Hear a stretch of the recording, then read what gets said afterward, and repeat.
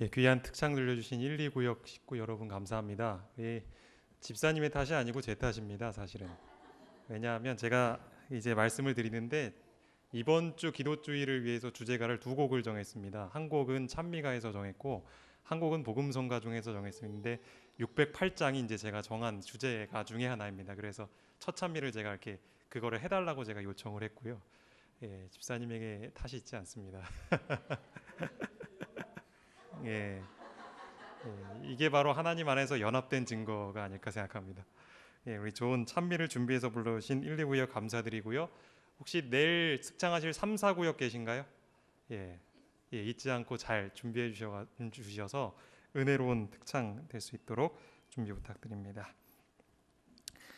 예, 오늘 말씀을 시작하기 전에 아까 말씀드렸던 것처럼 이번 주 주제가 또 다른 주제가 하나를 좀 함께 불러보도록 하겠습니다. 아마 아시는 분들이 많이 계실 거라고 생각이 됩니다. 우리 복음성가 중에 짐이 무거우냐라는 찬미가 있습니다. 혹시 이 찬미 아시는 분 계신가요? 예, 잘 모르시나요? 예, 아마 불러보시면 아마 이 노래 하실 거예요. 예, 한번 가사 앞에 보시면서 함께 한번 불러보도록 하겠습니다. 우리 반주자님 어디 계시죠? 예, 좀 부탁드립니다. 이 찬미는 저희가 예배가 마칠 때 끝찬미로 매일매일 부르도록 하겠습니다.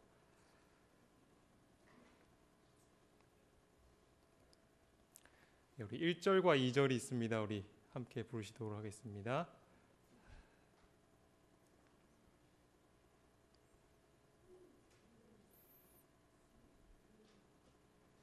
우리 아는 분들은 좀 크게 불러주십시오.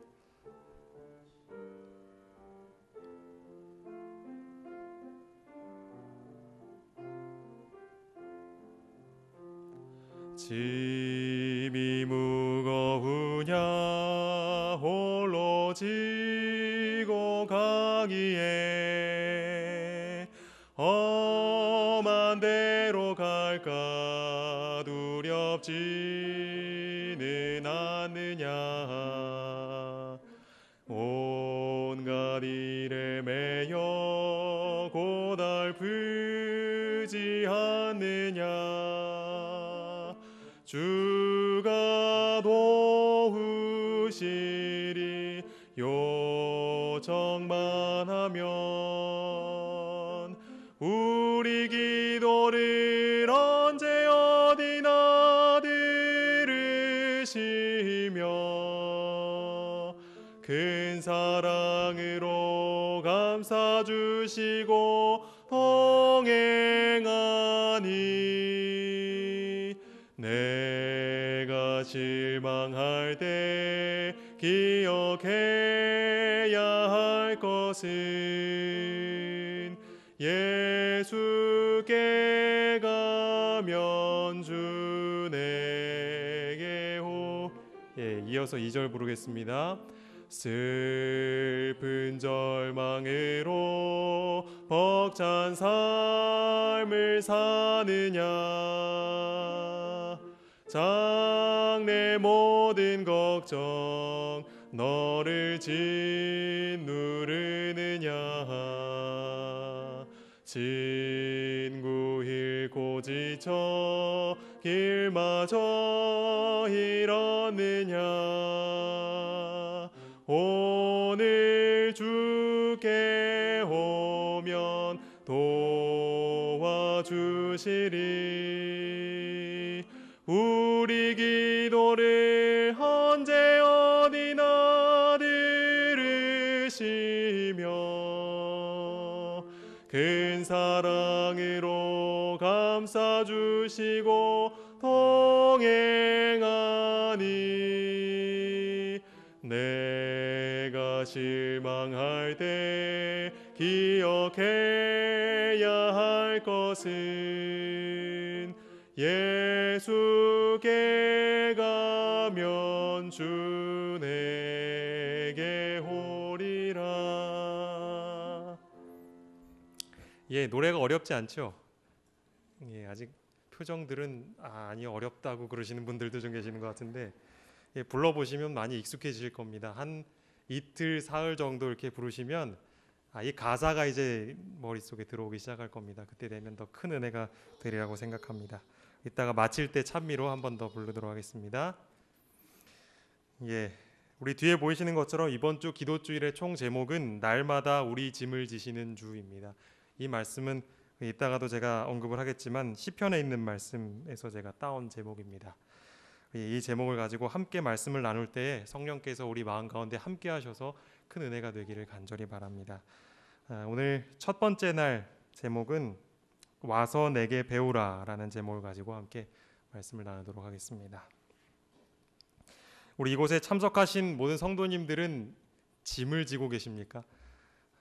얼마나 많은 짐을 지고 계십니까? 아니면 엄청난 무거운 짐을 큰 거를 하나 이렇게 딱 지고 계십니까? 성경에 나와 있는 많은 인물들도 많은 짐을 지고 있었습니다. 그 중에서 좀 한 사례를 살펴보도록 하겠습니다. 역대하 2장에 있는 말씀 함께 보시겠습니다. 구약 성경 역대하 2장입니다.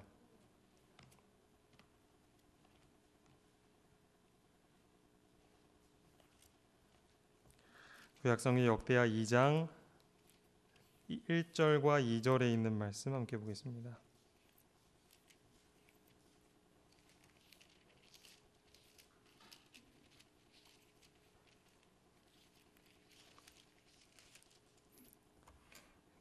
구약 성경 657쪽 있습니다. 찾으셨으면 함께 읽겠습니다. 1절과 2절입니다. 시작. 솔로몬이 여호와의 이름을 위하여 성전을 건축하고 자기 왕위를 위하여 궁궐 건축하기를 결심하니라. 솔로몬이 이에 짐꾼 7만 명과 산에서 돌을 떠낼 자 8만 명과 이를 감독할 자 3,600명을 뽑고. 이 말씀은 잘 아시는 것처럼 솔로몬 시대에 예루살렘 성전을 짓는 장면입니다. 제가 어릴 때에 저희 고향 교회도 성전 건축을 했었습니다. 그때 저는 어린 나이였는데 그 성전을 건축하기 위해서 꽤 오랜 시간 동안, 아마 많은 교회들이 그렇게 하겠지만 오랜 시간 동안 헌금을 작정하고 또 작정하고 그렇게 해서 정말 어렵게 모인 돈을 가지고 이제 건축을 하는 모습을 제가 이렇게 지켜보았습니다.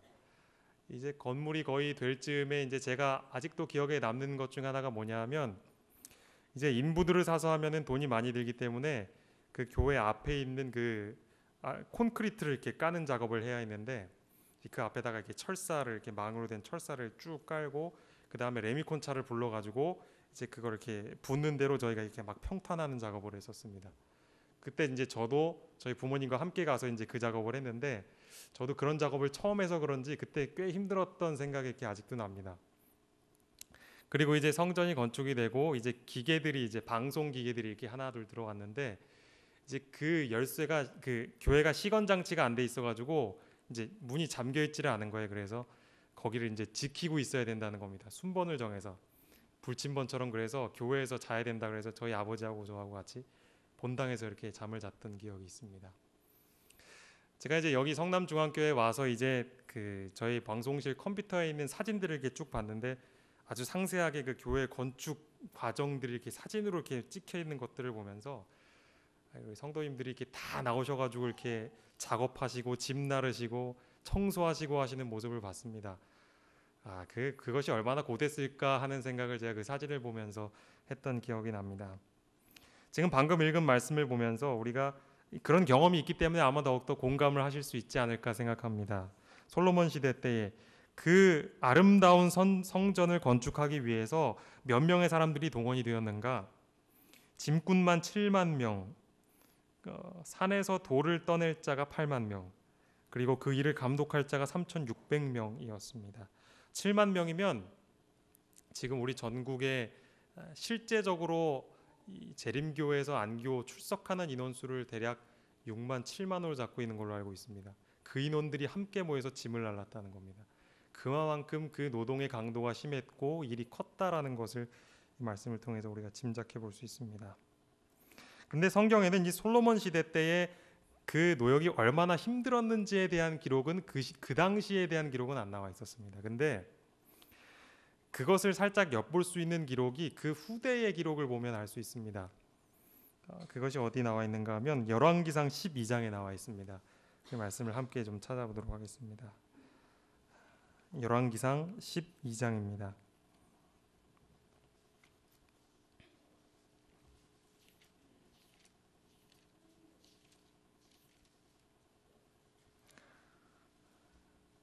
열왕기상 12장 1절부터 4절에 있는 말씀을 함께 읽겠습니다.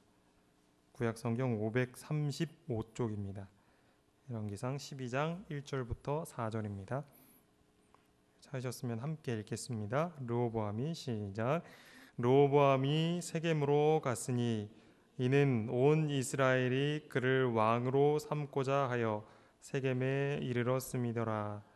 느밧의 아들 여로보암이 전에 솔로몬 왕의 얼굴을 피하여 애굽으로 도망하여 있었더니 이제 그 소문을 듣고 여전히 애굽에 있는 중에 무리가 사람을 보내 그를 불렀더라. 여로보암과 이스라엘의 온 회중이 와서 르호보암에게 말하여 이르되 왕의 아버지가 우리의 멍에를 무겁게 하였으나 왕은 이제 왕의 아버지가 우리에게 시킨 고역과 매운 무거운 멍에를 가볍게 하소서.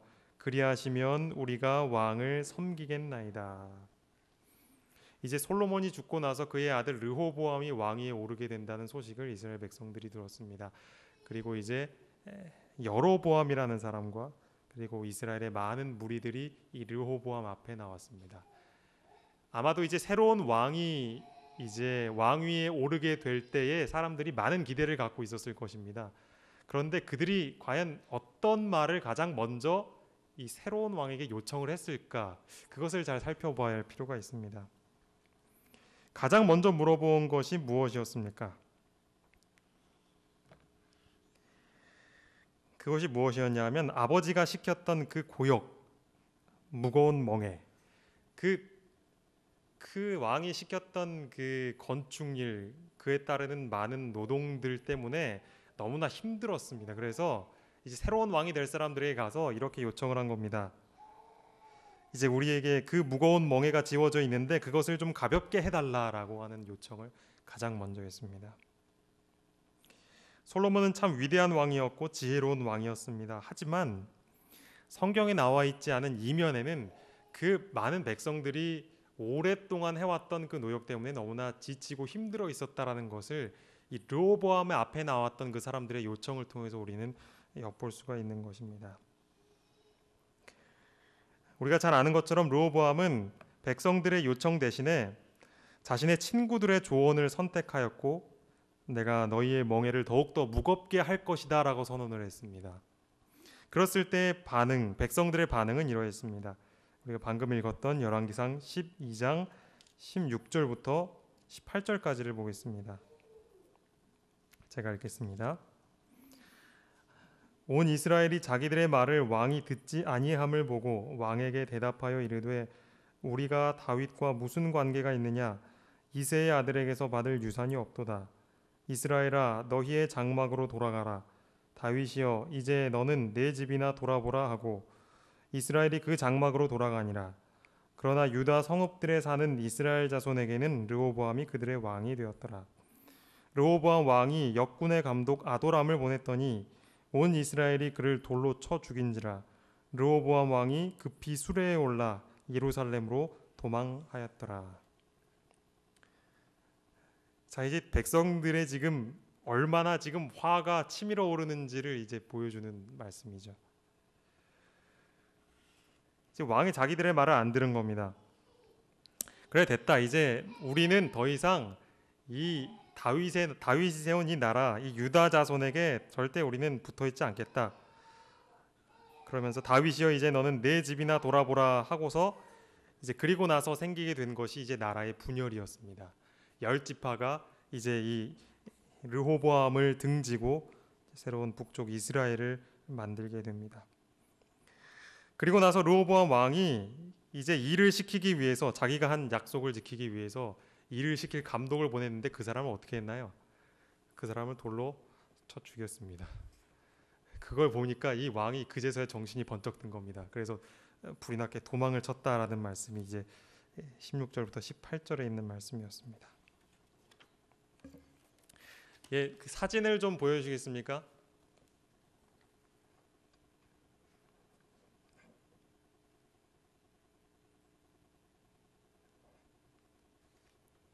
예, 여러분 이 사진이 어떤 사진인 것 같습니까? 잘 보이세요? 지금 이 상황이 파악이 잘 안 되십니까?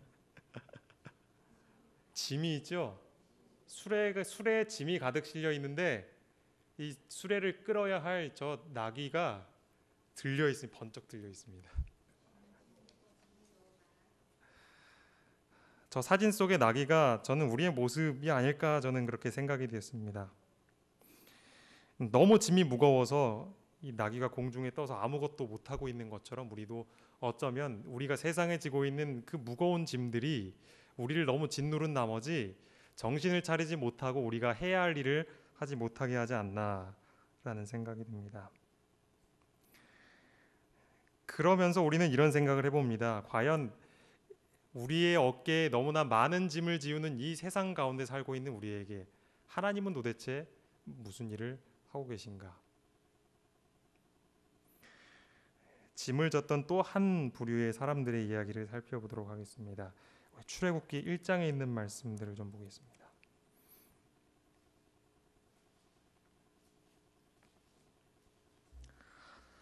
출애굽기 1장 11절에 있는 말씀입니다.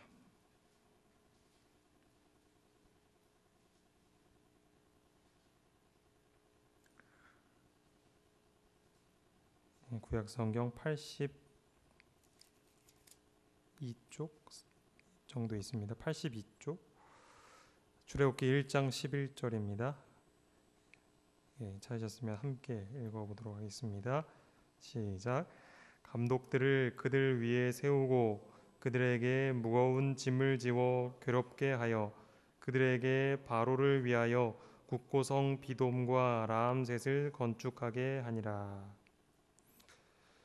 이제 요셉을 알지 못하는 새 왕이 바로의 뒤를 이어서 세워졌습니다. 그 왕이 이스라엘 자손들을 봤는데 이 자손들이 너무나 번성을 해서 자기 애굽 백성보다도 훨씬 더 많아지고 강성해질 거라는 걱정이 들게 되었습니다. 그래서 한 가지 비책을 꺼낸 것이 이 사람들에게 번성하지 못하도록 아주 힘든 노동을 시켜야겠다라고 생각을 했습니다. 그래서 아까 솔로몬이 그 백성들에게 건축의 일을 시킨 것처럼 바로를 위한 성과 건물을 짓는 일에 이 이스라엘 자손들을 동원해서 중노동을 시키게 되었습니다. 예, 우리 몇 장을 넘기셔서 출애굽기 6장에 있는 말씀을 좀 읽어보겠습니다. 출애굽기 6장 5절부터 7절에 있는 말씀입니다. 예, 함께 읽겠습니다. 시작. 이제 애굽 사람이 종으로 삼은 이스라엘 자손의 신음소리를 내가 듣고 나의 언약을 기억하노라. 그러므로 이스라엘 자손에게 말하기를 나는 여호와라. 내가 애굽 사람의 무거운 짐 밑에서 너희를 빼내며 그들의 노역에서 너희를 건지며 편팔과 여러 큰 심판들로서 너희를 속량하여 너희를 내 백성으로 삼고 나는 너희의 하나님이 되리니 나는 애굽 사람의 무거운 짐 밑에서 너희를 빼낸 너희의 하나님 여호와인 줄 너희가 알지라. 이스라엘 자손들은 바로가 지어준 그 무게 때문에 그 짐의 무게 때문에 신음소리를 냈다라고 성경은 이야기합니다. 그리고 하나님께서는 그들의 신음소리를 들었다. 그리고 그들과 세우신 언약을 기억하셨다라고 말씀을 하고 있습니다. 그래서 이렇게 약속을 하신 것이죠. 내가 애굽 사람의 무거운 짐 밑에서 너희를 빼낼 것이다. 마치 아까 사진 속에서 보았던 것처럼 그 나귀가 짐 때문에 번쩍 들려 있었던 것을 구원하기 위해서 그 짐을 내려주겠다라고 하는 것처럼 하나님께서 이스라엘 자손들에게 하신 약속이 무엇이었는가? 그것은 애굽 사람들이 지어줬던 그 무거운 짐 밑에서 빼준다라는 것입니다. 우리는 보통 그들이 출애굽한 것을 구원이라고 부릅니다. 그렇다면 우리가 이 구원이라는 말을 여러 가지로 표현을 할 수 있지만 그 중에 특별히 이스라엘 백성들에게 절실히 와닿았던 구원의 부분이라고 한다면 그것은 그들이 매일마다 했던 노역 가운데서 벗어나는 것일 것입니다. 오늘날 우리도 그렇지 않겠습니까? 우리가 생계를 위해서 혹은 다른 목적을 위해서 힘들게 하는 그 일들로부터 내가 벗어나게 된다. 그것만큼 더 바라는 구원이 어디 있겠습니까? 하나님께서 그들에게 약속하신 구원이 바로 그러한 구원이었던 것입니다. 무거운 짐으로부터 그들을 빼내는 것이었습니다. 그렇습니다. 오늘 우리에게 지워진 다양하고도 무거운 짐들, 그리고 우리가 그 짐들 때문에 얼마나 힘들어하고 얼마나 낙심하여 있는지를 하나님께서는 보고 계시면서 또한 듣고 계십니다. 그리고 이스라엘 자손에게 약속하신 것처럼 오늘 우리를 그 무거운 짐에서 빼내실 것이다 라고 약속하시는 것입니다. 진정 오늘 우리에게 필요한 구원이 있다면 그것은 바로 우리의 짐을 내리는 것입니다. 시편에 있는 말씀을 함께 좀 보도록 하겠습니다.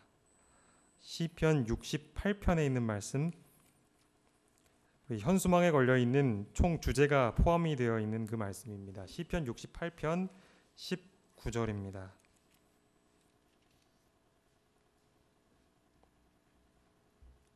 구약성경 850쪽입니다. 시편 68편 19절에 있는 말씀입니다.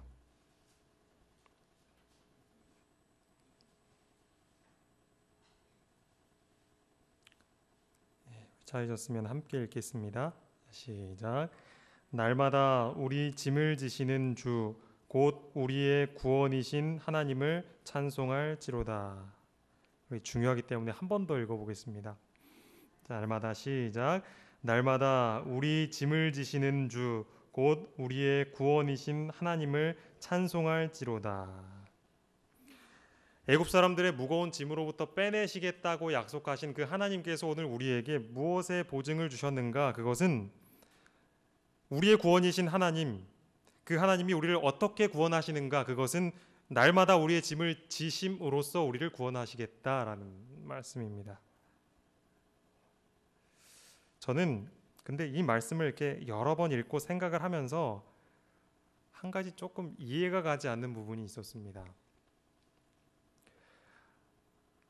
하나님께서 우리의 짐을 제거해 주겠다, 너희가 더 이상 이 세상에서 짐을 지지 않도록 해주겠다라고 약속하신 게 아니고 너의 짐을 내가 져주겠다라고 약속을 하신 겁니다.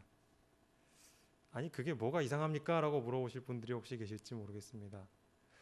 근데 만약에 제 생각에는 제가 만약에 하나님의 위치에 만약에 있다면 아예 짐을 없애버리면 더 편하지 않을까 그런 생각이 들었습니다. 그렇죠? 아무런 짐이 없는 세상에서 사는 것만큼 편한 게 어디 있겠습니까? 그러면 하나님이 이런 약속을 하실 필요도 없죠. 우리 짐을 대신 져주시겠다. 우리가 자주 표현하는 말로 사서 고생한다 그러잖아요. 하나님께서 사서 고생하시면서 굳이 우리의 짐까지 들어주실 필요가 있는가? 제가 지고 있는 짐이 만약에 1kg라고 한다면 지금 우리가 살고 있는 60억이 넘는 인구가 가지고 있는 그 짐을 어떻게 다 지시는가? 물론 그렇게 물리적으로 그런 무게를 가진 짐은 아니라 할지라도 한번 그렇게 제가 생각을 해보게 되었습니다.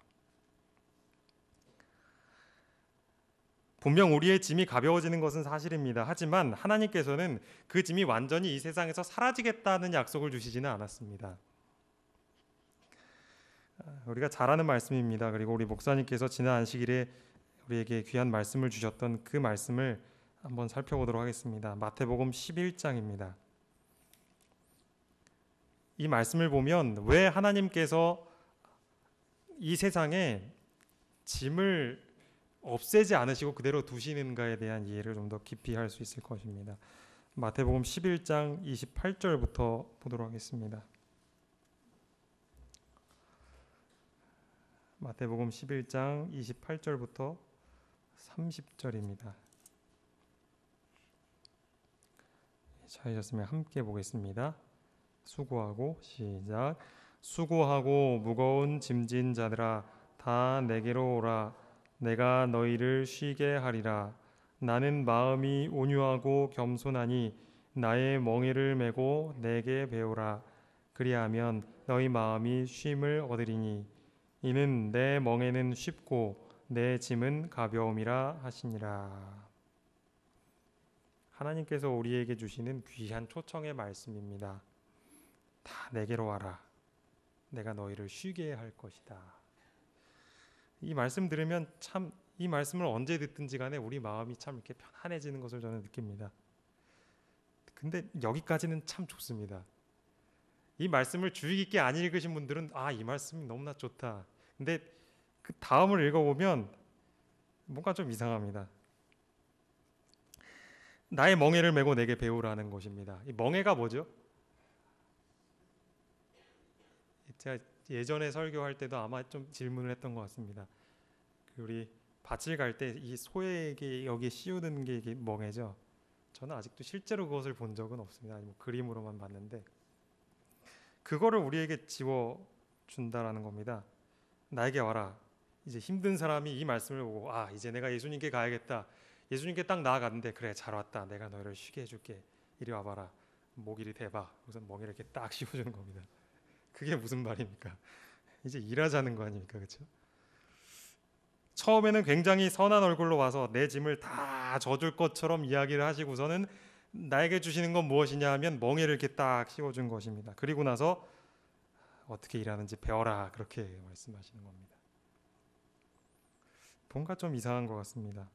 짐을 피하기 위해 애쓰는 것이 아니라 우리는 뭔가 이 짐을 다루는 어떤 새로운 방법을 예수님께 배워야 한다는 것을 예수님이 가르쳐 주신다는 것입니다. 여기서 우리가 중요한 교훈을 하나 배울 수 있는 것이 무엇인가? 그것은 우리의 마음이 쉼을 얻지 못하는 이유는 우리가 무거운 짐을 지고 있기 때문이 아니라는 사실입니다. 하나님께서는 우리에게 짐을 지도록 때때로 우리에게 허락하십니다. 그리고 우리가 정말 감당할 수 없을 것만 같은 그런 짐을 우리에게도 허락하십니다. 그런데 그런 와중에서도 우리 마음에 쉼을 얻을 수 있다라고 말씀을 하시는 것입니다. 나의 멍에를 메고 배우면 우리에게 짐이 있다 할지라도 그 쉼과 평안을 경험할 수 있다라는 것이죠. 그래서 와서 배우라는 것입니다. 제가 설교를 준비를 하면서 이 주제를 이제 이렇게 정해 놓고 짐이라는 글자가 있는 성경절을 이렇게 쭉 검색을 해봤습니다.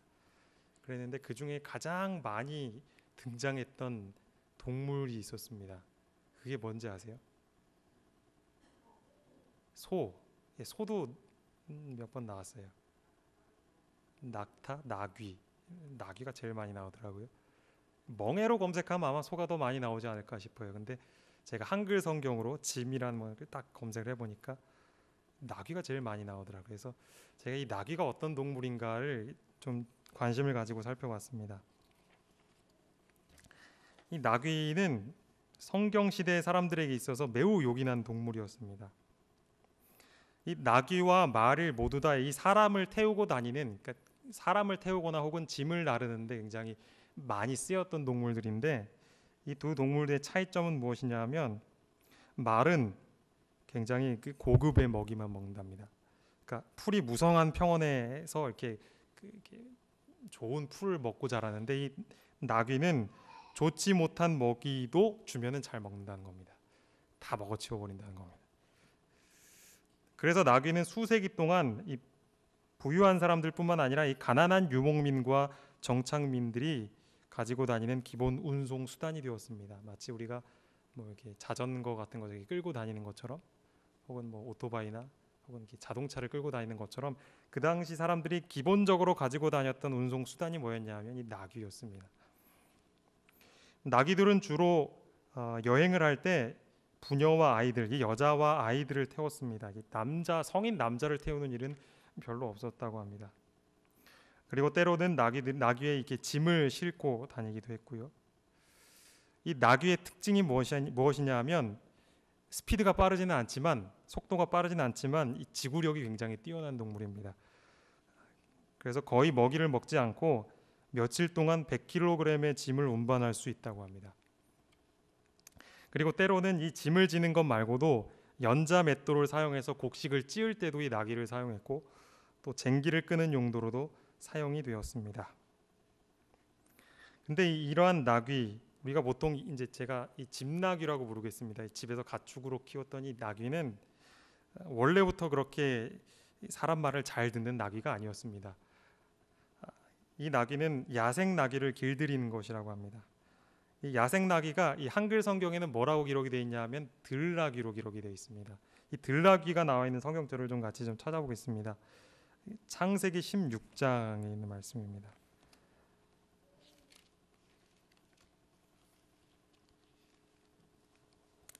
창세기 16장 12절에 있는 말씀 보겠습니다.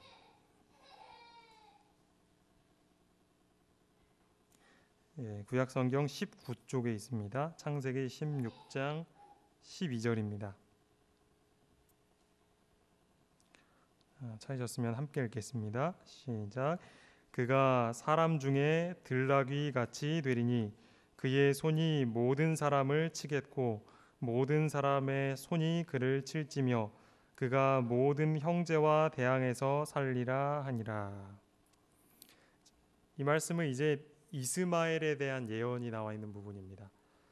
근데 이제 여기에 나와 있는 것에 대한 이 재림교에서 나온 성경 주석을 보니까 들나귀 같이 된다라는 것은 자기 마음대로 자유롭게 걸어 다니는 길들여지지 않은 야생 당나귀처럼 사는 것을 이렇게 표현한다고 합니다. 또 한 말씀을 좀 찾아보겠습니다. 욥기에 있는 말씀입니다. 욥기 11장입니다. 욥기 11장 12절에 있는 말씀입니다.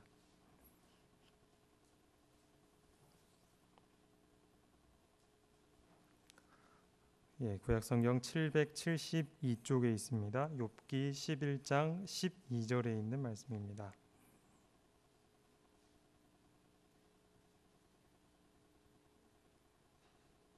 함께 읽겠습니다.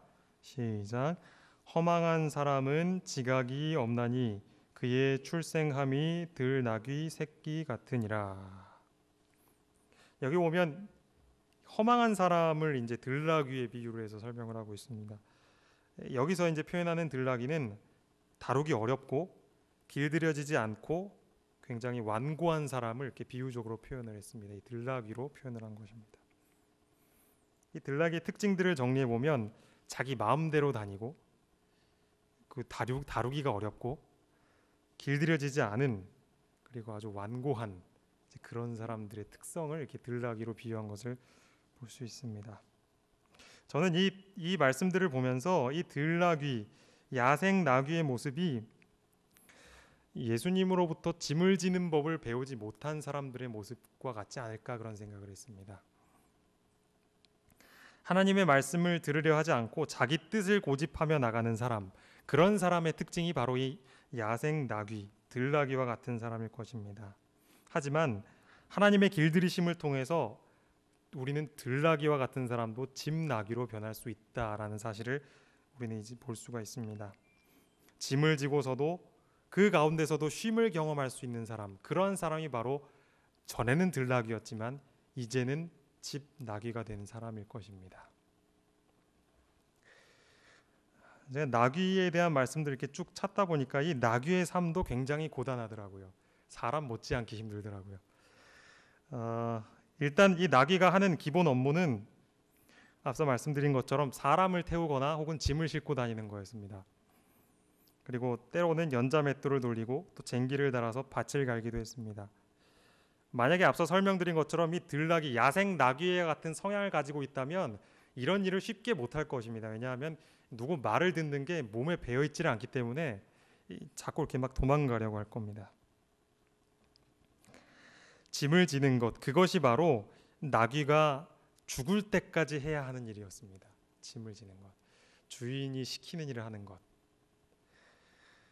때로는 나귀들이 자기들이 진 짐이 너무나 무거워서 쓰러지는 경우도 있었습니다.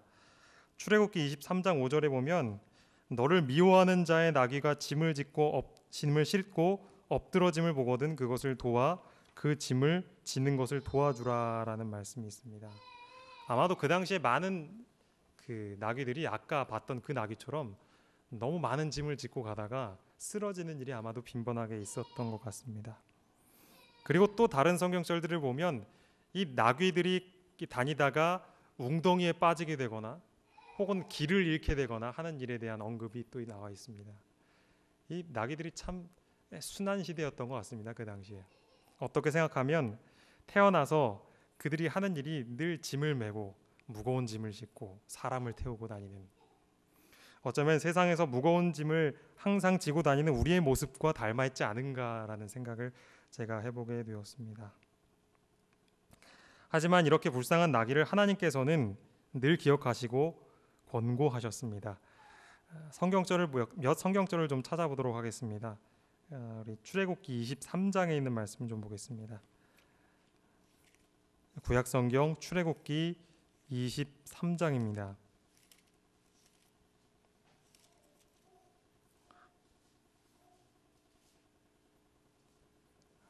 23장 12절에 있는 말씀 보겠습니다. 구약성경 118쪽에 있는 말씀입니다. 출애굽기 23장 12절입니다. 읽겠습니다. 시작. 너는 엿새 동안에 내 일을 하고 일곱째 날에는 쉬라. 내 소와 나귀가 쉴 것이며 내 여종의 자식과 나그네가 숨을 돌리리라. 우리는 보통 10계명의 넷째 계명을 딱 떠올리면 안식일을 기억하여 거룩히 지키라, 딱 거기에서 이렇게 생각이 멈추죠. 근데 좀 더 자세히 읽어보면 쉬어야 하는 대상들에 대해서 이렇게 쭉 설명을 하면서 거기에 뭐가 포함이 되어 있냐 하면 신명기에 나와 있는 10계명을 보면 거기에 나귀도 포함이 되어 있습니다. 나귀도 쉬게 해라. 그러니까 하나님께서, 저는 이 말씀을 딱 보면서 우리 하나님께서 얼마나 자비로운 분이신가를 생각해 봅니다. 이 나귀는 주인이 쉬지를 못하면 나귀도 쉬지를 못해요. 주인이 7째 날까지 쉬지 않고 일을 해버리면 나귀도 어쩔 수 없이 일을 해야 하는 것입니다. 여기 보면 엿새 동안에 너는 내 일을 하고 7째 날에 쉬어라. 그래야 누가 쉬냐 하면 소와 나귀가 쉰다 라고 이렇게 이야기를 하고 있는 것입니다.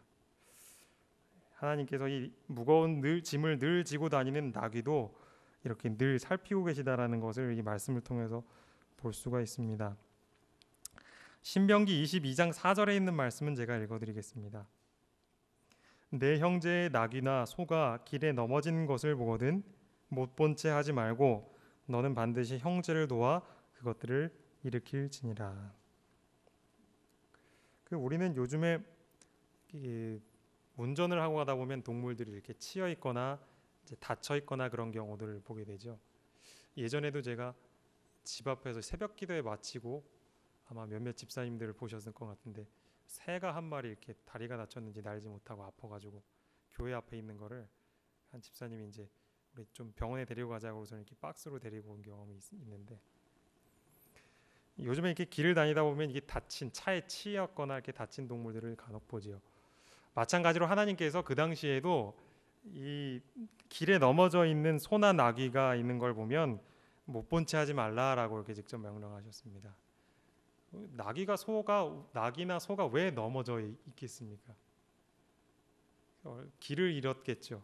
주인과 헤어져서 길을 잃었고, 그리고 먹을 걸 먹지 못해서 지쳐 있었고, 그리고 짐은 있는 대로 짐은 지고 가다가 힘은 다 빠져 있고, 하나님께서는 그런 동물들도 특별히 그 중에서 이 나귀를 잊지 않고 기억하라 라고 이렇게 말씀을 하신 것입니다. 마찬가지로 하나님께서 나귀들에게 이만큼 관심과 배려를 보이셨다면 이 생의 짐을 지고 있는 우리에 향한 하나님의 관심은 얼마나 더 크시겠는가 라는 것입니다. 그런 하나님의 사랑을 잊지 않게 되기를 간절히 바랍니다. 나귀는 굉장히 관찰력이 예리하고 조심스러운 동물이라고 합니다. 그래서 조금이라도 위험을 느끼면 꼼짝달싹을 하지 않아서 사람들이 하고 있는 오해 중에 하나가 뭐냐 하면 이 행동 때문에 나귀는 고집이 세다라고 생각을 한답니다. 근데 사실은 그런 게 아니라 굉장히 신중하고 조심스럽기 때문에 그렇다는 것입니다. 나귀는 매우 복종심이 강하고 또 이유 없이 명령을 거부하지 않는 동물입니다. 근데 성경에서는 특별한 이유 때문에 주인의 명령을 거부했던 한 특별한 나귀가 있었습니다. 혹시 그 나귀가 무슨 나귀인지 아십니까? 한번 같이 보시겠습니다. 있습니다. 이 민수기 22장을 보면 우리가 잘 아는 발람에 대한 이야기가 나옵니다. 그리고 그가 타고 갔던 나귀의 이야기가 나옵니다. 이 이야기는 잘 아시니까 제가 간단하게 설명을 드리겠습니다. 발람이 이제 발락 왕의 저주를 해달라는 청을 받고 이제 자기가 늘 타고 다니던 나귀를 타고 갑니다. 하나님께서는 그러한 발람의 태도에 대하여서 보시고 진노하셨고, 그래서 당신의 사자를 보내셔서 그 발람을 막으려고 이렇게 그 사자가 길에 딱 서 있었습니다. 발람은 보지 못했는데 누가 봤죠? 그 나귀가 딱 봤죠. 나귀가 딱 보고서는 이제 길로 가다가 내가 이 길로 가면 안 되겠다 싶어서 그 옆에 있는 밭으로 이렇게 길을 돌렸습니다. 그러니까 아무것도 보지 못했더니 발람은 이제 당황을 한 겁니다. 자기가 가지고 있던 채찍을 막 때리면서 길로 이렇게 막 가라고 재촉을 한 겁니다. 그런데 다시금 여호와의 사자가 나타나서 이제는 빼도 박도 못하게 이렇게 딱 막아 선 것입니다. 그러자 이 나귀가 어떻게 했냐면 그 자기 주인인 발람의 발을 이렇게 담에다가 이렇게 막 짓눌렀죠. 비비고.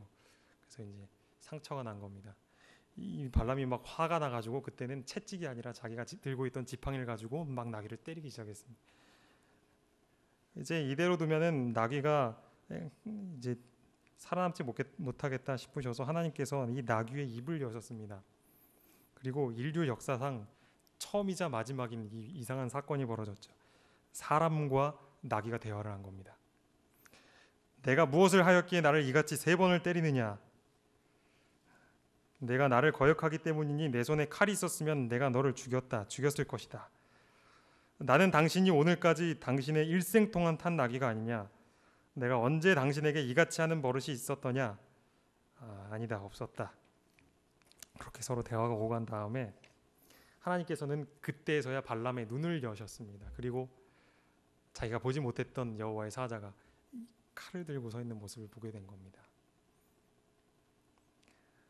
하나님께서 주신 기별을 예언하는 선지자, 그의 나귀로서 이 나귀는 평생 동안 충성스럽게 일을 했습니다.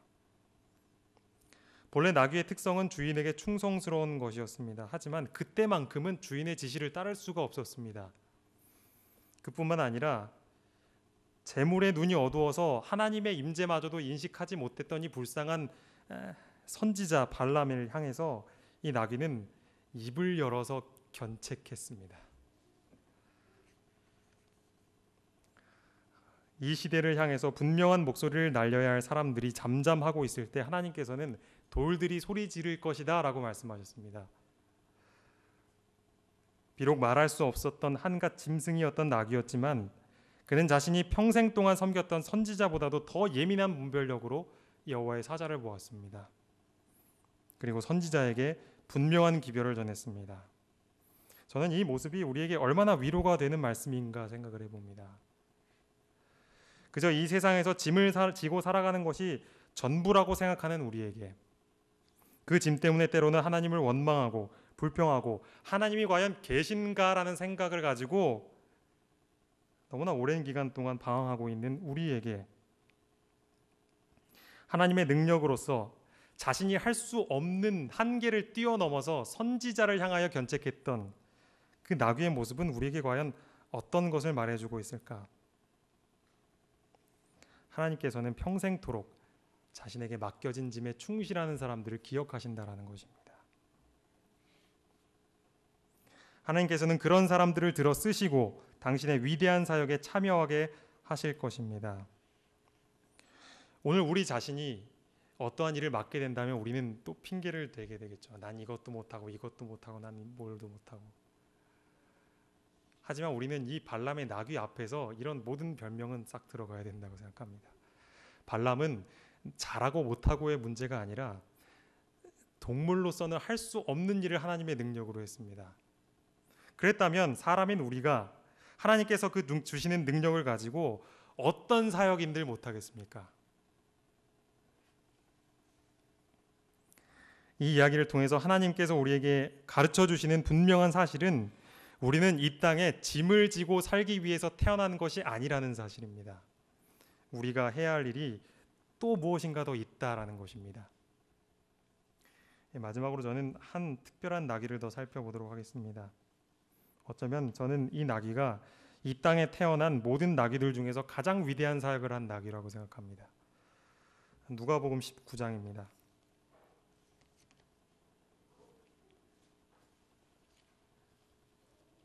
누가복음 19장입니다. 19장 29절부터 31절입니다.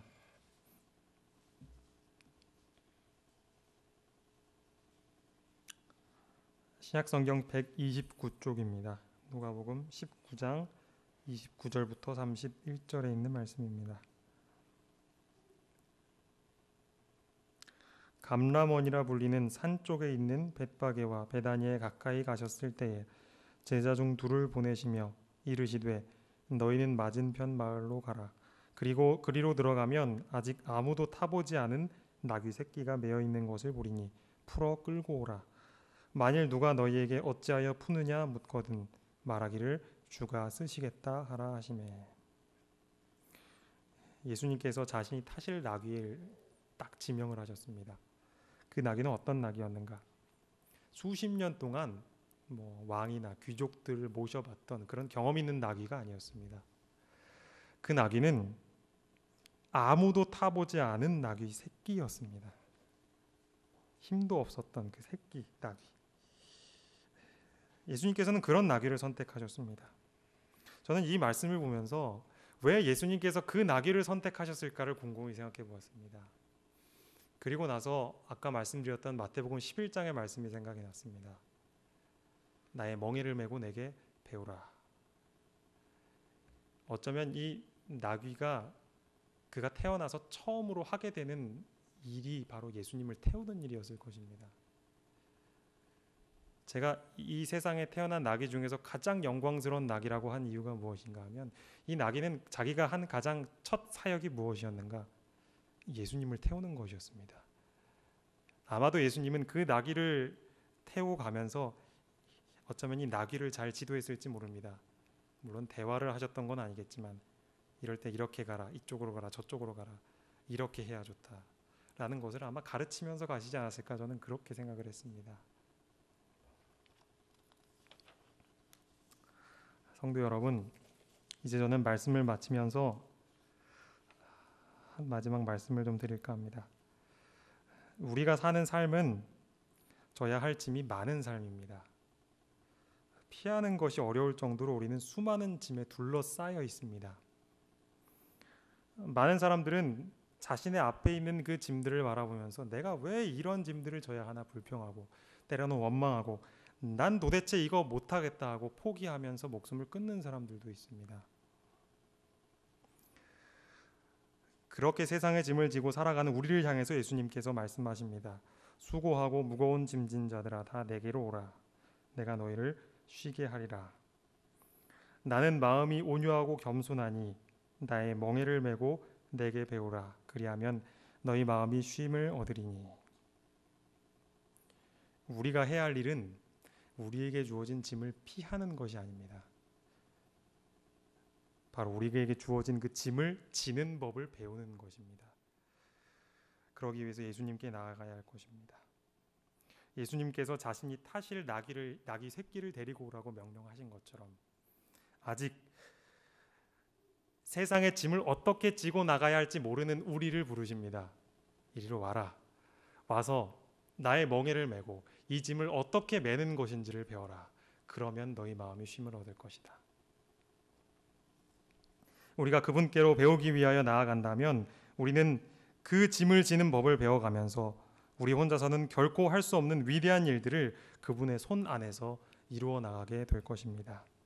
우리 모두 그 위대한 분에 동참함으로 하나님의 쓰임을 받는 귀한 종들이 되시길 바라면서 말씀 마치겠습니다.